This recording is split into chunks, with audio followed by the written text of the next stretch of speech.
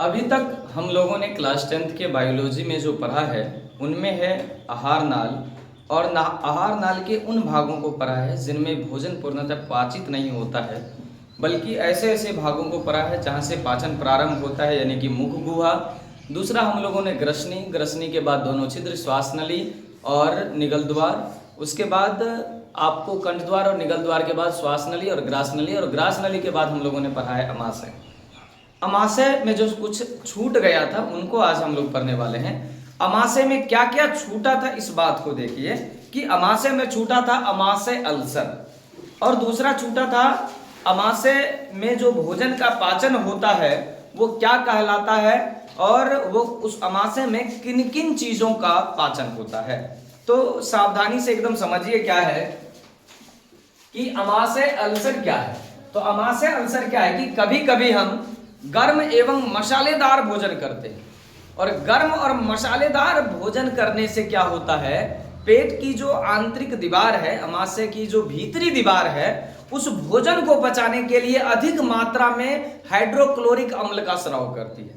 अब यह हाइड्रोक्लोरिक अम्ल हमारे पेट के लिए ज्यादा मात्रा में घातक हो जाता है, जिससे वही हाइड्रोक्लोरिक अम्ल हमारे भीतरी जो अमाशय की भीतरी दीवार है उसको क्षतिग्रस्त कर देता है, और जिनसे उन पर फोड़ा फुंसी हो जाता है, आप कहें कि उन पर घाव हो जाता है, और ऐसे घाव ही अमाशय अल्सर कहलाते हैं। तो कभी कभी गर्म एवं मसालेदार भोजन करने से क्या होता है, अमाशय ग्रंथि से अधिक अम्लीय स्राव होने लगता है, और जिससे उसकी भीतरी दीवार क्या हो जाती है, क्षतिग्रस्त हो जाती है, और भीतरी दीवार जो क्षतिग्रस्त होता है वहां घाव निकल आता है और रक्त स्राव होने लगता है, और ऐसी स्थिति को ही हम लोग अमाशय अल्सर कहते हैं।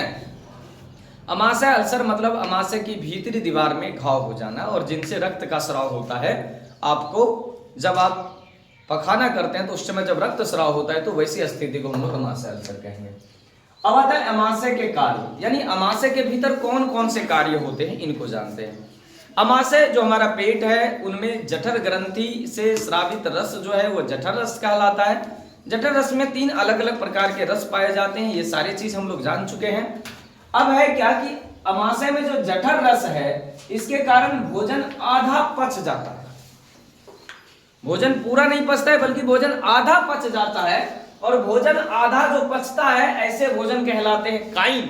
तो अमाशय में आधा पचा हुआ भोजन कहलाता है काइन।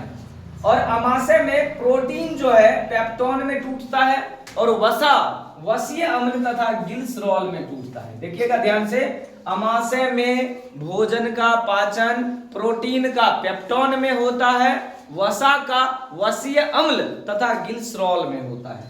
अब ये जो वसा का पाचन होता है वो किसकी उपस्थिति में होता है, तो अमाशय में वसा का पाचन, अमाशय में वसा का पाचन गैस्ट्रिक लाइपेज नामक एंजाइम के कारण होता है। तो ये गैस्ट्रिक लाइपेज नामक एंजाइम के कारण जो है अमाशय में वसा का भी पाचन होता है। तो अमाशय में प्रोटीन का भी पाचन होता है और वसा का भी पाचन होता है, दोनों का पाचन होता है। अब आते हैं अमाशय के बाद, अमाशय में जो छूट गया था उसको पढ़ाने के बाद हम अब आते हैं आपके यकृत में। यकृत आप कह सकते हैं जिगर, आप कह सकते हैं लीवर, आप कह सकते हैं जो कलेजी है वही कलेजी, यानी यकृत, लिवर या जिगर सब एक ही है। यकृत मानव शरीर की सबसे बड़ी ग्रंथि है यकृत, और इसका भार जो है लगभग जो औसतन वयस्क मानव है उनका जो है भार होता है, यकृत का जो भार होता है 1.5 kg, यानी 1.5 किलो का यकृत यानी कि कलेजी होता है मानव में, एक वयस्क मानव के पेट में। अमाशय जो आपको आहार नाल का एक संरचना है, यकृत या जिगर या लीवर या कलेजी, यह मानव शरीर की सबसे बड़ी ग्रंथि है। मानव शरीर की सबसे बड़ी ग्रंथि यकृत है, जिसका वजन लगभग 1.5 kg होता है। अब आते हैं यकृत से जो रस निकलता है उस रस के बारे में। यकृत का स्राव जो है वो कहलाता है पित्त रस। तो यकृत से निकलने वाले रस को हम लोग कहते हैं क्या, पित्त रस। तो यकृत का स्राव कहलाता है पित्त रस, और पित्त रस ये जमा जिस थैली में रहता है उस थैली का नाम है पित्ताशय। पित्ताशय यानी कि गॉल ब्लेडर। आप देख पा रहे हैं पित्ताशय यानी कि गॉल ब्लैडर। गॉल ब्लेडर है क्या, तो गॉल ब्लेडर यानी कि पित्ताशय यकृत के स्राव को जो जमा करती है, जिस थैलीनुमा संरचना में जो पित्त रस है वो जमा होती है, उसे कहते हैं पित्ताशय। पित्ताशय यानी गॉल ब्लेडर। और ये पित्ताशय में खास करके महिलाओं को ज्यादातर पत्थर देखने को मिलता है, ट्यूमर्स देखने को मिलता है, जिनका ऑपरेशन ज्यादातर आपको देखे होंगे कई जगहों पर, या उसी में पत्थर या उसके आसपास के ट्यूमर्स उगते हैं ज्यादातर। कई कारणों से हो सकते हैं, ये जरूरी नहीं, पुरुषों में भी होता है। तो पित्ताशय यानी यकृत का स्राव कहलाता है पित्त, और पित्त रस जो है ये यकृत का स्राव कहलाया, और जिस थैली में ये पित्त रस जमा होगा उसे कहेंगे पित्ताशय यानी गॉल ब्लैडर। पित्त है क्या?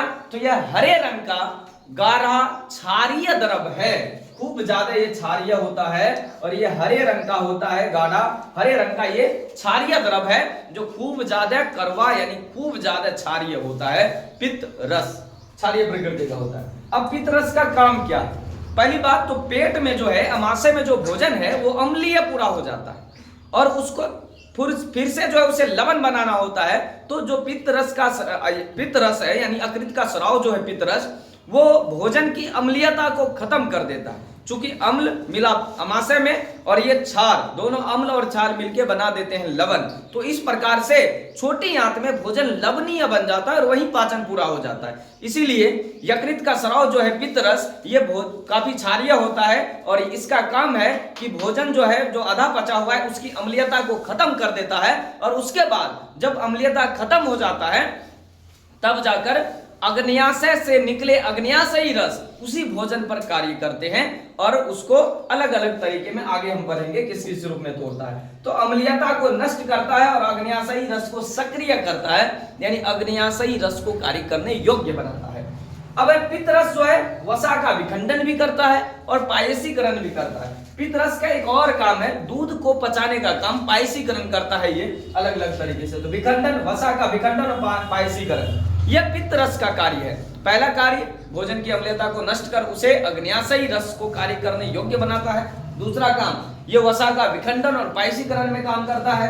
पित्त रस में कोई एंजाइम नहीं होता है, बल्कि इसमें लवण पाए जाते हैं, और यही लवण जो क्षारीय होते हैं या क्षारीय या फिर लवणीय होते हैं ये, और इसके कारण ये कार्य करता है। इस प्रकार आज हम लोगों ने जाना अमाशय अल्सर और अमाशय के कार्य, फिर हम लोगों ने जाना यकृत और यकृत के कार्य, पित्ताशय और पित्त रस के बारे में।